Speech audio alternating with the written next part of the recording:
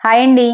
తెలుగు కథల ప్రపంచంకు స్వాగతం. పునర్జన్మ మినీ నవల్లో నిన్నటి భాగంలో శిరీష తనని తాను ఫోటో తీసుకుని ఫోన్లో వేరే వాళ్ళకి పంపించడం నీలిమ చూసి శిరీషతో మాట్లాడుతుంది కదండి.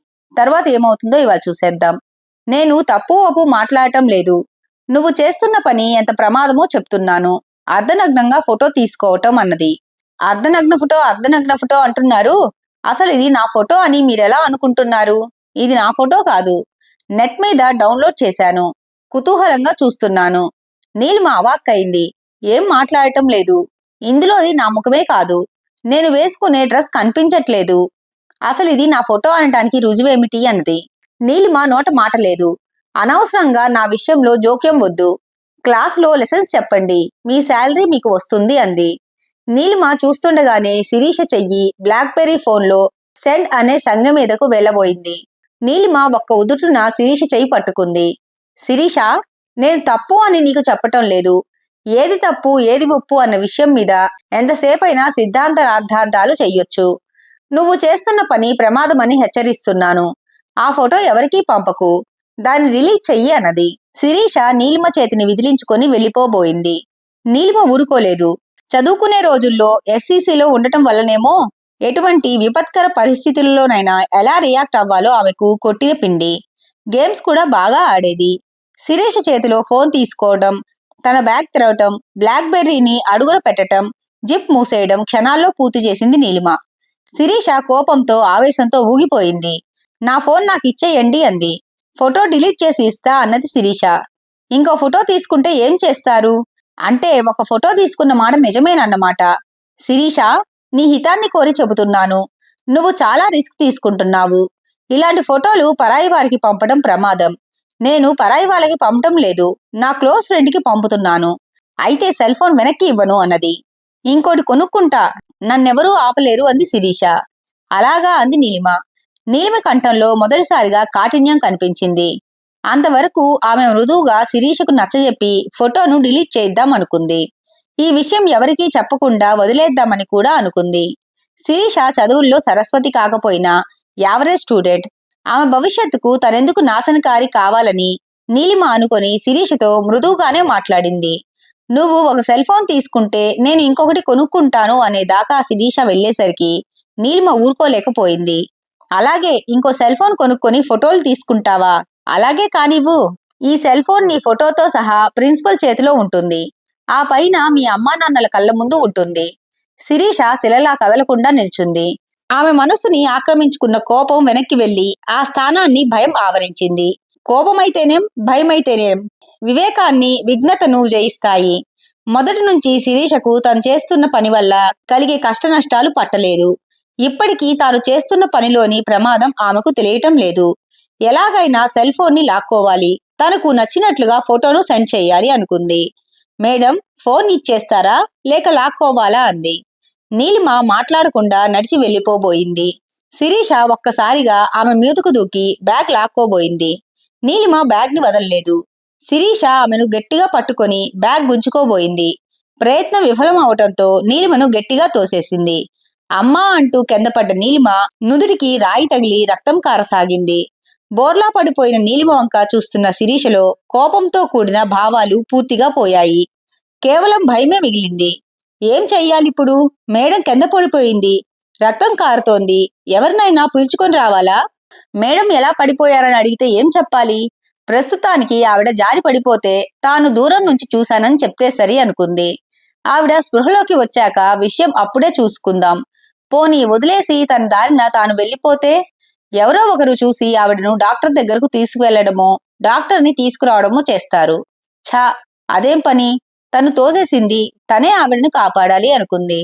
ఎవరినైనా గట్టిగా అరిచి పిలిస్తే లాభం లేదు. చుట్టుపక్కల ఎవ్వరూ లేరు. ఫోన్ చేయడానికి లేదు. ఫోన్ మేడం బ్యాగ్లో ఉంది. బ్యాగ్ మీద మేడం బొక్కబొర్లా పడి ఉంది. ఏం చెయ్యాలి? ఆఫీస్ రూమ్కి వెళ్ళి ఎవరికైనా చెప్పి తీసుకొస్తే సరి. ఈవేళ ఒకరు ఇద్దరు ప్యూన్స్ తప్ప ఎవరూ ఉండరేమో. శిరీష నెమ్మదిగా కాలేజ్ బిల్డింగ్స్ వైపు నడవసాగింది. ఇంతలో బ్యాగ్లోంచి సెల్ ఫోన్ మోగింది. అది తనదే, మేడంది కాదు. తనకు ప్రియాతి ప్రియమైన నిఖిల్ చేస్తున్నాడు. అతని కోసం ప్రత్యేకమైన రింగ్ టోన్ పెట్టుకుంది. తను ఫోటో పంపిస్తానని చెప్పింది కానీ పంపలేకపోయింది. వెయిట్ చేసి ఫోన్ చేసినట్లున్నాడు. Silly boy. 5 నిమిషాలు కూడా తన కోసం ఆగలేడు. ఎవరి దగ్గరైనా సెల్ ఫోన్ తీసుకుని తనతో మాట్లాడాలి. లేకపోతే 100 కిలోమీటర్ల స్పీడ్తో ఇక్కడకు వచ్చేస్తాడు. కాలేజీ వరండాలో ఎవరైనా ఉన్నారేమో, లేకపోతే హాస్టల్ దాకా వెళ్ళాలి. నిఖిల్ ఆలోచనలో పడి శిరీష హాస్టల్ వైపు కొంత, కాలేజీ వైపు కొంతగా పరుగు మొదలెట్టింది. ఆమె మనసులో నీలిమ అనే వ్యక్తి గురించి ఆలోచన లేనే లేవు. కాలేజీ దగ్గర పడుతుండగా ప్రభాకర్, చిట్టి పాప, అమ్మకు ఫోన్ చేస్తావా? మనం గేటు దగ్గరకు వెళ్లేసరికి తను కూడా బయలుదేరి వస్తుంది అన్నాడు. చిట్టి పాపలు ఎక్కడైనా ఫోన్ చేయగలరా ఏమిటి అంటూ నీరజ సెల్ ఫోన్ తీసుకుని నీలిమ నంబర్కు ఫోన్ చేసింది. నేను మమ్మీతో మాట్లాడతా అంటూ అరవింద్ ఫోన్ లాక్కోబోయాడు. అరవింద్, ఒక్క క్షణం ఆగు. ఎవరి చేతిలో నుంచి ఏమీ లాక్కోకూడదని అమ్మ చెప్పిందా లేదా అన్నాడు ప్రభాకర్. సారీ డాడీ అన్నాడు అరవింద్. ఫోన్ రింగ్ అవుతోంది, కానీ నీలిమ తీసినట్లే లేదు. ఎప్పుడూ రెండో రింగు కూడా రాకుండానే తీసేస్తుంది అనుకున్నాడు ప్రభాకర్. అమ్మ ఫోన్ తీయటం లేదు డాడీ అంది నీరజ. బహుశా గేటు దగ్గరకు వచ్చేసిందేమో, ఇంక తీయటం ఎందుకులే అని అనుకుని ఉంటుంది అన్నాడు ప్రభాకర్. కారు 2 నిమిషాల్లో కాలేజీ దగ్గరకు చేరుకుంది. గేటు దగ్గర నీలిమ లేదు. ఏ బాత్రూంకైనా వెళ్ళిందేమో, అందుకే ఫోన్ తీసి ఉండదు. 1-2 నిమిషాలు వెయిట్ చేస్తే సరి అనుకున్నాడు ప్రభాకర్. ఎదురు చూస్తున్న వాళ్ళకి క్షణం ఒక యుగంలా ఉంది. అందున తల్లి కోసం ఎదురు చూసే పిల్లల సంగతి చెప్పలేం. డాడీ, మమ్మీ ఇంకా రాలేదేమిటి అన్నాడు అరవింద్. వచ్చేస్తూ ఉంటుంది, లోపల నుంచి బయట దాకా నడవాలి కదా అన్నాడు ప్రభాకర్. 2 నిమిషాలు గడిచాయి. నీరజ, మమ్మీ ఇంకా రావటం లేదేమిటి అని కొంత స్వగతంగా, కొంత పైకే అంది. తండ్రిని విసిగించకూడదని ఆ పిల్లలకు బాగా తెలుసు. ప్రభాకర్ నీలిమ నంబర్కు ఫోన్ చేశాడు. ఫోన్ కొంతసేపు రింగ్ అయింది. ఎవరూ తీయటం లేదన్న వాక్యం వినిపించక నిస్సహాయంగా ఫోన్ పెట్టేశాడు. నీలిమ ఎందుకు తీయటం లేదో, ఎవరైనా స్టూడెంట్స్ అకస్మాత్తుగా కౌన్సిలింగ్ కి వచ్చారా? అటువంటి పరిస్థితిలోనైనా ఫోన్ తీసి విషయం చెప్తుంది కాని ఊరుకోదే. ఏమై ఉంటుంది? ఫోన్ మర్చిపోయి ఉంటుందా? అలా సాధారణంగా జరగదు. ఒకవేళ ఫోన్ మర్చిపోయినా ఈ పాటికి గేటు దగ్గరికి రావాలి కదా. ఆలోచనలు ఆగటం లేదు ప్రభాకర్ మనసులో. కాలగమనము ఆగటం లేదు. 5 నిమిషాలు గడిచాయి. నీలిమ ఇంకా రాలేదేమిటి అనుకుంటూ ప్రభాకర్, పిల్లలు లోపలికి వెళ్దాం, అమ్మ ఎవరితోనైనా మాట్లాడుతూ ఉందేమో. ప్రిన్సిపల్ అనుకోకుండా ఆదివారం నాడు వచ్చి అమ్మను తన రూమ్కి పిలిచారేమో, వెళ్ళి చూద్దాం అన్నాడు. పిల్లలిద్దరూ హుషారుగా సరే అన్నారు. కారుని కాలేజీ లోపలకు పోనిచ్చి స్టాఫ్ పార్కింగ్ పక్కనే కారుని ఆపి తరువాత ముగ్గురు నడవసాగారు. నడక అనటం కన్నా పరుగు అనవచ్చునేమో. అరవిందులో అమ్మ దగ్గరకు వెళ్తున్నామన్న ఆనందం, నీరజలో తను ఎప్పుడు కాలేజీ లెవెల్కి వస్తుందా అన్న ఆతృత, ప్రభాకర్లో నీలిమ ఫోన్ ఎందుకు తీయటం లేదోనన్న ఆందోళన. ముగ్గురికి కాలేజ్ ప్యూన్ ఎదురయ్యాడు. అతనికి ప్రభాకర్ పరిచయమే. మేడం కోసం వస్తున్నారా? అరగంట క్రితమే ఆవిడ వెళ్ళిపోయారు. నేను కౌన్సిలింగ్ రూమ్ కి తాళాలు వేసేశాను అన్నాడు. ఆఫీస్ రూమ్ లోనో స్టాఫ్ రూమ్ లోనో ఉన్నారేమో మీ మేడం. మేం వస్తున్నాం, వెయిట్ చేయమని చెప్పు అన్నాడు. స్టాఫ్ రూమ్ తాళం తీయనే లేదు సార్. నేనిప్పుడే ఆఫీస్ రూమ్ నుంచి వస్తున్నాను, అక్కడ మేడం లేరు అన్నాడు. ప్రభాకర్లో భయం ప్రవేశించింది. ఎవరైనా కిడ్నాప్ చేయలేదు కదా? తనను తానే తమాయించుకొని కొంచెం సేపు ఇక్కడే వెయిట్ చేస్తాను, ఏదైనా చిన్న పని మీద అటూ ఇటూ వెళ్ళిందేమో అన్నాడు. ప్యూన్ వెళ్ళిపోయాడు. ప్రభాకర్ పిల్లలు వరండాలో కుర్చీల మీద కూర్చున్నారు. 5 నిమిషాలైంది. నీలిమ జాడలేదు. ప్రభాకర్ ఫోన్ చేశాడు. నీలిమ తీయనే లేదు. ఏం చెయ్యాలో ప్రభాకర్కి తోచలేదు.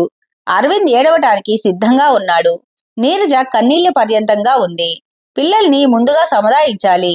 వాళ్ళిద్దరూ ఏడిస్తే తన బుర్ర అస్సలు పనిచేయదు అనుకున్నాడు. అరవింద్, నీరజ, వర్రీ అవకండి. అమ్మ ఏదో అర్జెంట్ పని మీద వెళ్ళి ఉంటుంది. ఫోన్ని ఇక్కడే మర్చిపోయి ఉంటుంది. ఫ్రెండ్స్ ఎవరికైనా కష్టం వస్తే అమ్మ ఊరుకోలేదు కదా, తొందరగానే వచ్చేస్తుంది. మనం ఇక్కడ కూర్చోవడం కన్నా దగ్గరలోనే ఉన్న సుదర్శన్ అంకుల్ ఇంటికి వెళ్దాం. సుమతి ఆంటీ నీకు ఇష్టమే కదా, వాళ్ళింట్లో ఆడుకుంటూ ఉండండి. నేను అమ్మ కాలేజీకి వచ్చిందేమో మళ్ళీ వచ్చి చూస్తాను. ఆ తరువాత అందరం కలిసి హోటల్కి వెళ్దాం అన్నాడు. మాతో హోటల్ ప్లానిటోరియంకి వస్తానని ప్రామిస్ చేసి అమ్మ ఎక్కడికో వెళ్ళిపోయింది. నేను అమ్మతో కట్టి అంటూ అరవింద్ చేతి వేలు విరిచాడు. ఏయ్, ఎవరితోనూ కట్టి అవ్వకూడదు, అమ్మతో అసలే అవ్వకూడదు. ఓన్లీ ఫ్రెండ్స్, నో ఎనిమీస్ అంది ఆరిందలా నీరజ. సరే ఫ్రెండ్స్ అన్నాడు అరవింద్. పిల్లల వైపు మురిపెంగా చూస్తూ వాళ్ళని చక్కగా పెంచుతున్న నీలిమను తలుచుకుంటూ కారు వైపు నడిచాడు ప్రభాకర్. పిల్లలు తండ్రిని అనుసరించారు. హలో, రారా, ఎన్నాళ్ళకెన్నాళ్ళకి మా గృహం పావనమైంది నీ రాకతో. చిల్డ్రన్ ప్లీజ్ కమిన్ అన్నట్లు నీలిమ గారేరి అన్నాడు సుదర్శన్. రండి అన్నయ్య గారు, వదిన గారు రాలేదేమిటి అంటూ సుమతి పిల్లల్ని లోపలికి తీసుకుని వెళ్లి మంచినీళ్ళిచ్చింది. ఏరా మాట్లాడటం లేదు, నీలిమ గారేరి అన్నాడు. ఏం మాట్లాడాలో తెలియటం లేదు అన్నాడు ప్రభాకర్. అంటే? సుదర్శన్ సుమతి కొంత ఆశ్చర్యంగా కొంత ఆందోళనగా చూశారు. నీలిమ అటువంటి మనిషి కాదు. భర్త మీద అలిగి ఇల్లు వదిలిపోయే టైపు కాదు. ఏమై ఉంటుంది? లోపల నుంచి సుదర్శన్ తల్లిగారు వచ్చి, ఏం నాయనా బాగున్నావా, అమ్మాయి రాలేదేం అన్నారు. ప్రభాకర్ గుటకలు మింగాడు. అమ్మా, ఓసారి పిల్లలను ఇంటి వెనక తోటలోకి తీసుకువెళ్ళు. దానిమ్మ చెట్టుకి కాసిన కాయలు ఇప్పుడే పండుతున్నాయి, చూపించు అన్నాడు సుదర్శన్. ఆవిడ విషయం అర్థం చేసుకున్నట్లుగా లోపలకు పిల్లల్ని తీసుకెళ్ళింది. నీలిమ కనిపించడం లేదురా అంటూ కళ్ళనీళ్ల పర్యంతమయ్యాడు ప్రభాకర్. ఏమిట్రా, ఏమంటున్నావు ఆందోళనతో అడిగాడు సుదర్శన్. అన్నయ్య గారు, కొంచెం నీళ్లు తాగి స్థిమితపడండి అంటూ సుమతి నీళ్లు గ్లాసు అందించింది. ప్రభాకర్ నీళ్లు తాగుతూ ఉండగా సుమతి, ఓ 2 నిమిషాలు కళ్ళు మూసుకొని కూర్చోండి, వర్రీ కావద్దు, ఏదో అర్జెంట్ పని మీద తప్పనిసరి వెళ్లి ఉంటారు, వెళ్లిన చోట సెల్ ఫోన్ సిగ్నల్స్ అందటం లేదేమో అంది. ప్రభాకర్ కొంచెం తేరుకొని విషయం మొత్తం వివరించాడు. నీలిమకి కాలేజీలో కౌన్సిలింగ్ సెషన్స్ ఉండటం, మధ్యాహ్నం హోటల్ కమ్ ప్లానిటోరియం ప్లాన్ చేసుకోవటం, సెషన్స్ పూర్తయ్యాయని నీలిమ ఫోన్ చేయటం, తాము బయలుదేరుతున్నామని తను ఫోన్ చేయటం, నీలిమ ఫోన్ తీయకపోవటం, గేటు దగ్గర లేకపోవటం అన్నీ చెప్పాడు. సిగ్నల్స్ అందకపోవడం లేదు, ఫోన్ రింగ్ అవుతోంది, నీలిమ తీయటం లేదు అన్నాడు. ఓసారి నేను ట్రై చేస్తాను అంటూ సుమతి తన ఫోన్లో నీలిమ నంబర్ రింగ్ చేసింది. ఫోన్ మోగింది. ఎప్పటికీ నీలిమ తీయలేదు. ఏమై ఉంటుంది? కిడ్నాప్ చేసి ఉంటారా? ప్రభాకర్ మనసు పరిపరి విధాలా పోయింది. సుదర్శన్ సుమతి కూడా ఆందోళనలోనే ఉన్నారు. పోలీస్ కంప్లైంట్ ఇస్తే అంది సుమతి. కిడ్నాప్ చేసిన వాళ్ళు ఏ అఘాయిత్యానికి ఒడిగడతారో అన్నాడు భయం భయంగా ప్రభాకర్. సుదర్శన్ అతని భుజం మీద చెయ్యి వేసి, కిడ్నాప్ లెవెల్ దాకా ఆలోచించకు, అయినా కంప్లైంట్ చెయ్యొద్దులే, నాకు బాగా తెలిసిన పోలీస్ ఆఫీసర్ ఒక ఆయన ఉన్నారు, ముందు ఆయనతో మాట్లాడదాం, ఆ తరువాత ఏం చేద్దామో ఆలోచిద్దాం, ఈలోగా నీలిమ గారి నుంచి వార్త వస్తే గొడవే లేదు అన్నాడు. ఆ పద్ధతి బాగుంది, వెంటనే వెళ్ళి రండి అంది సుమతి. పిల్లలో అన్నాడు ప్రభాకర్. వాళ్ళు ఇక్కడే ఉంటారులే. ఏం సుమతి అన్నాడు సుదర్శన్. తప్పకుండా ఇక్కడే ఉంచి వెళ్ళండి, ఈ పాటికి ఆకలి కూడా వేస్తూ ఉండి ఉంటుంది, అన్నం పెట్టి యూట్యూబ్లో ప్లానిటోరియం చూపిస్తా అంది సుమతి. థ్యాంక్స్ అమ్మా, నీలిమ నీ నంబర్ చూసుకొని ఫోన్ చేస్తే వెంటనే చెప్పు, తప్పకుండా, క్షేమంగా వెళ్లి లాభంగా రండి అంది. కాలేజీలో 4 పిల్లల చేతిలో షటిల్ బ్యాట్మెంట్ బ్యాట్లు పట్టుకొని ప్లే గ్రౌండ్ వైపు నడుస్తున్నారు. అర్ధరాత్రి వేళ అంకమ్మ శివాలు అని మా అమ్మమ్మ అంటూ ఉంటుంది. అంకమ్మ శివాలంటే నాకు తెలియదు గాని ఈ మిట్ట మధ్యాహ్నం ఆట ఏమిటి అంది ఇంకొక అమ్మాయి. మధ్యాహ్నం ఆడకూడదని నియమం ఉందా అంది ఇంకో అమ్మాయి. అన్నం తిన్న వెంటనే ఆడకూడదేమో అంది మూడో అమ్మాయి. హాస్టల్లో తిండికి అన్నం అని పేరు పెట్టొచ్చా? ఈ సమయంలో కాకపోతే ఇంకెప్పుడు ఆడతాం? సాయంత్రం అయ్యేసరికి రేపు సోమవారం, హోంవర్క్ పూర్తి కాలేదు, ప్రాజెక్టు రిపోర్టు చేయలేదు అని గుర్తొస్తుంది. ఇప్పుడే చదువు పని పూర్తి చేద్దామంటే సాయంత్రానికి నిద్ర వస్తుంది. పదండి, ఓ గంట ఆడుకుందామంది 4వ అమ్మాయి. నాకిప్పుడే నిద్ర వస్తుంది అంది మొదటి అమ్మాయి. పోయి పడుకో అంది రెండో అమ్మాయి. లేదు లేదు, ఆడుకుందాం అంటూ మొదటి పిల్ల అందరికన్నా వేగంగా నడవసాగింది. ప్లేగ్రౌండ్ వైపు నడుస్తున్న నలుగురికి సెల్ ఫోన్ రింగ్ అవటం వినిపించింది. నీ ఫోనా అంటే నీ ఫోనా అనుకుని నలుగురు ఫోన్లు తేలేదని తెలుసుకున్నారు. ఒకసారి రింగ్ అవటం ఆగింది. నిమిషం దాటకుండానే మళ్లీ వినిపించింది. ఆదివారం మధ్యాహ్నం ప్రశాంతంగా ఉండటం వల్లనేమో రింగ్ టోన్ స్పష్టంగా ఉంది. కవ్విస్తున్న స్వరంతో పాడుతున్న శృంగార గీతం అది. ఎవరబ్బా అనుకుంటూ నలుగురు దిక్కులు చూశారు. దూరాన ఎవరో బోర్లా పడుకుని తన్మయత్వంతో వింటున్నట్లున్నారు. దగ్గరకు వెళ్లి చూద్దామా వద్దా అనుకుంటూ నడుస్తున్న వారిని కనిపించిన దృశ్యం కదలకుండా నిలిపివేసింది. అరే, నీలిమ మేడం, అలా పడుకున్నారేమిటి? దగ్గరకెళ్లి నలుగురు భయంతో వణికిపోయారు. నుదుటి దగ్గర కొద్దిగా రక్తం గడ్డ కట్టి ఉంది. మేడం స్పృహలో ఉన్నట్లు లేదు, చచ్చిపోలేదు కదా? నలుగురు చేతిలో రాకెట్స్ కింద పడిపోయాయి. నలుగురిలో ధైర్యవంతురాలు మేడం ముక్కు వద్ద వేలు పెట్టింది. ఊపిరాడుతోంది. ఏం చేద్దాం? ఎవరినైనా పిలుచుకొద్దాం. ఎవరిని పిలుస్తాం? ఈ రోజు సెలవు కదా, వార్డెన్ ఉంటారు కదా, ఎవరో ఒకళ్ళు దొరుకుతారు, తొందరగా పదండి అనుకున్నారు. సుదర్శన్ ని ప్రభాకర్ ని జనార్దన్ రావు గారు రిసీవ్ చేసుకుని లోపలకు తీసుకువెళ్లారు. సుదర్శన్ పరిచయ కార్యక్రమం చేశాడు. జనార్దన్ అంకుల్, ఇతను ప్రభాకర్ అని నా క్లోజ్ ఫ్రెండ్. ఇద్దరం కలిసి చదువుకున్నాం. ప్రభాకర్ జనార్దన్ రావు గారు నాన్నగారి ఫ్రెండ్. దూరపు బంధుత్వం కూడా ఉందనుకుంటాను. లోపల నుంచి మంచినీళ్లు, మజ్జిగ గ్లాసుల్లో తెచ్చి ప్యూన్ టీపాయ్ మీద పెట్టాడు. సుదర్శన్ విషయమంతా చెప్పాడు. అంకుల్, ఊరికి ముందే పోలీస్ కంప్లైంట్ ఇవ్వటానికి భయపడ్డాం. కిడ్నాప్ అయి ఉంటే అపహరించుకుపోయిన వాళ్ళు ఏం చేస్తారోనని భయం. అందుకే మీ సలహా కోసం తీసుకుని వచ్చాను అన్నాడు. జనార్దన్ రావు గారు ప్రభాకర్ని కొన్ని ప్రశ్నలు వేశారు. ఉదయం నుంచి జరిగినవన్నీ వివరంగా తెలుసుకున్నారు. మీది లవ్ మ్యారేజా అని అడిగాడు. ఆ ప్రశ్నకు జవాబు చెప్పకుండా ప్రభాకర్ కొంత విసుగ్గా, కొంత కోపంగా ముఖం పెట్టాడు. సుదర్శన్, అదేమిటి అంకుల్ అలా అడుగుతున్నారు అన్నాడు. జనార్దన్ రావు, నన్ను అపార్థం చేసుకోవద్దు. ప్రేమించి పెళ్లి చేసుకున్నాం అనుకుంటారు. మనస్పర్ధలొస్తాయి. సర్ది చెప్పే పెద్దవాళ్ళుండరు. అలిగి ఇంట్లోంచి వెళ్ళిపోతారు. చెప్పా పెట్టకుండా వెళ్ళిపోయేవారు ఉంటారు. అందుకే అడగాల్సి వచ్చింది అన్నాడు. సుదర్శన్, నీలిమ గారు నాకు బాగా తెలుసు. ఆవిడ అలాంటి మనిషి కాదు అన్నాడు. కరెక్టే కావచ్చు. ఈ మధ్యనే మాకొక కేసు వచ్చింది. ఉదయమే ఆవిడ ఆఫీస్కి బయలుదేరింది. కొంతసేపు అయ్యాక ఆవిడ ఆఫీస్కి క్షేమంగా చేరిందో లేదో అని అతను ఫోన్ చేశాడు. ఆవిడ ఫోన్ తీయలేదు. కొంతసేపటికి స్విచ్ ఆఫ్ వచ్చింది. అతను పోలీస్ కంప్లైంట్ ఇచ్చాడు. ఈలోగా టీవీ ఛానల్స్ కి వార్త అందింది. ఇంక వాళ్ళకి పండగే పండగ. ఇదిగో పులి అంటే అదిగో తోక అంటూ వాళ్ళు టీఆర్పీలు పెంచుకున్నారు. మా డిపార్ట్మెంట్ వాళ్ళకి ప్రాణం పోయింది. చివరికి ఆ అమ్మాయి భర్త మీద అలిగి ఫ్రెండ్ ఇంటికి వెళ్ళిపోయిందని తెలిసింది. నీ మీద కోపం వచ్చింది. పోతున్నానని చెప్పైనా పోవచ్చు కదా. గొప్ప ప్రేమ పెళ్లి, పెద్దలను ఎదిరించి చేసుకున్నారట. సుదర్శన్, వీళ్ళది అలాంటి కేసు కాదు. నీలిమ గారు అలా వెళ్ళిపోరు. మీరు ఈ కేసుని సీరియస్ గానే తీసుకోవచ్చు. నేను గ్యారంటీ ఇస్తున్నాను అన్నాడు. జనార్దన్ రావు మాట్లాడబోయేలోగా ప్రభాకర్ సెల్ ఫోన్ మోగింది. అతని చేతులు వణుకుతుండగా ఫోన్ తీసి చూశాడు. నీలిమ నంబర్ కాదు. భయంగా కాల్ని యాక్సెప్ట్ చేస్తున్నట్లుగా బటన్ నొక్కి చెవిలో పెట్టుకున్నాడు. సుదర్శన్ ఆతృతగా అటువైపు చూడసాగాడు. వృత్తిరీత్యా ఇలాంటి విషయాలు అలవాటు అవటం వల్లనేమో జనార్దన్ రావు గారి ముఖంలో మార్పు లేదు. ప్రభాకర్ ముఖంలో భావాలు వేగంగా మారిపోతున్నాయి. కొంత ఆనందం, కొంత భయం, కొంత ధైర్యం, కొంత రిలీఫ్ కనిపించి మాయమవుతున్నాయి. సడన్ గా లేచి నిల్చొని, నీలిమ జనరల్ హాస్పిటల్లో ఐసీలో ఉందట. వెంటనే వెళ్తాను అన్నాడు. పద, నేను వస్తాను. నువ్వు డ్రైవింగ్ చెయ్యొద్దు. అంకుల్, తర్వాత వచ్చి మీకు అన్ని వివరంగా చెప్తాను అన్నాడు సుదర్శన్. ప్రభాకర్ జనార్దన్ రావుకి అన్యమనస్కంగా నమస్కరించి బయటకు నడిచాడు. సుదర్శన్ డ్రైవింగ్ చేస్తూ ఉండగా ప్రభాకర్ సుమతికి ఫోన్ చేసి నీలిమను హాస్పిటల్లో అడ్మిట్ చేసిన విషయం చెప్పాడు. వివరాలేమీ తెలియవు. కాలేజీ వెనక భాగంలో పడిపోయి ఉందట. కొంతమంది స్టూడెంట్స్ చూసి వార్డెన్ కి చెప్పారు. ఆవిడ అంబులెన్స్ ని పిలిచి హాస్పిటల్లో చేర్పించారు. నేను సుదర్శన్ వెళ్తున్నాం. పిల్లలు జాగ్రత్త అన్నాడు. భయపడకండి అన్నయ్య గారు. మీరు వెళ్లేసరికి నీలిమ నవ్వుతూ మీకు ఎదురు వస్తుంది. పిల్లలు అన్నం తిని యూట్యూబ్ లో ప్లాంటోరియం చూస్తున్నారు. మీ దగ్గర నుంచి ఫోన్ మళ్లీ వచ్చేదాగా వాళ్ళకి ఏమీ చెప్పను. వర్రీ కావద్దు అంది సుమతి.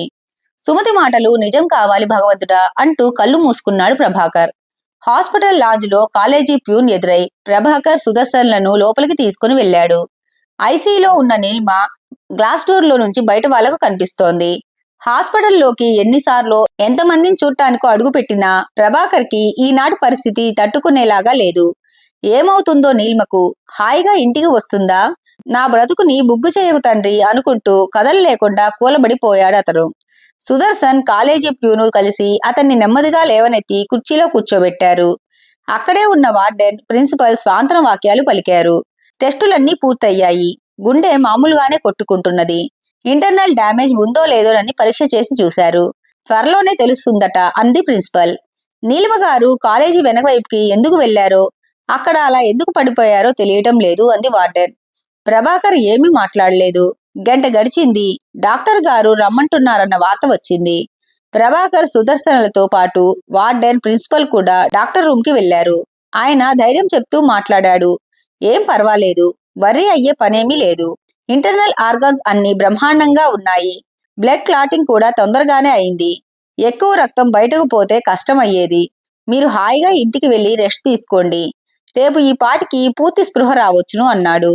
బ్రెయిన్ కి ఏమీ కాలేదు కదా అని అడిగాడు ప్రభాకర్. ఎక్స్టర్నల్ గా ఏమీ కాలేదు. ఫ్రాక్చరు వంటివేం కనిపించటం లేదు. మరి స్పృహ రాలేదేమన్నాడు. డాక్టరు చిరునవ్వు నవ్వి అప్పుడే వచ్చేస్తుందా అన్నట్లు నవ్వాడు. మీరు ఆమె హస్బెండ్ అనుకుంటాను. అనవసరంగా వర్రీ కావద్దు. She will be all right soon. నలుగురు బయటకు వచ్చారు. ప్రిన్సిపల్, మిస్టర్ ప్రభాకర్, డాక్టరు ధైర్యం చెప్పారుగా. మీరు ఇంటికి వెళ్ళి రెస్ట్ తీసుకోండి. పిల్లల సంగతి చూసుకోండి. ఇక్కడ ఉండి చేసేదేమీ లేదు అన్నది. ఇప్పుడు విశ్రాంతి తీసుకుంటేనే నీలిమకు రేపటి నుంచి అవసరమైన పనులు చేయగలుగుతారు. పదండి అంది. ప్రభాకర్ తాను హాస్పిటల్లోనే ఉంటానన్నాడు. సుదర్శన్, నేను ఇతనితో ఉంటాను, మీరు వెళ్ళండి మేడం అన్నాడు. ప్రిన్సిపల్, వార్డన్లు ధైర్యం చెప్పి వెళ్ళిపోయారు. ఇంకా తర్వాత కథ ఏమవుతుందో రేపటి భాగంలో వినేద్దామండి. ఈ కథ గనక మీకు నచ్చినట్లయితే లైక్ చేసి, షేర్ చేసి, కామెంట్ చేసి మన ఛానల్కి సపోర్ట్ చేసేయండి ఫ్రెండ్స్. ఇక ఉంటానండి. By by.